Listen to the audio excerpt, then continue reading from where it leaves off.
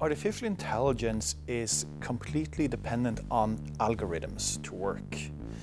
And an algorithm in this case can be seen as a program that someone has written for a computer to know what to do with different forms of data that it collects and to act on that data. So it's fundamentally very simple. If this happens, then we do this. That's the very basic of it. But in practice, it becomes a very complicated, you could call it a special sauce of algorithms, of sensory input, of data, and so on.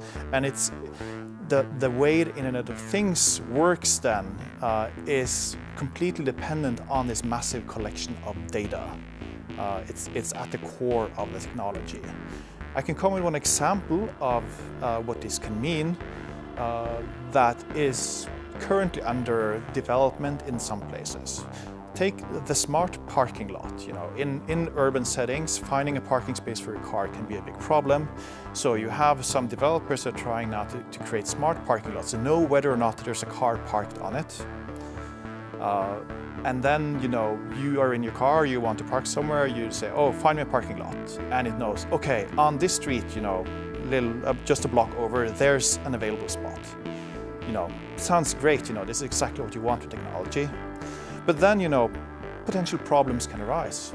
What if there are like 90 other drivers who are also looking for a parking spot and they all converge on the same spot at the same time? How then will the computers negotiate about whose space it is? What happens when they all converge on it? The first car gets it, and now you created this big traffic jam with 90 cars that now had to find someone else to park, and so on. So there's the potential practical problems that can arise. But then you have a whole other set of integrity problems that also can arise. Who owns all this data that is collected about you and your activities, and what can they do with it? One potential scenario that this can lead to becomes that, we have some customers, some people driving cars are more important than others based on social status or subscription status. They pay more money, so they get high priority for these parking spaces. Which means that you potentially have whole groups of drivers who are going to be unable to find parking spaces in cities.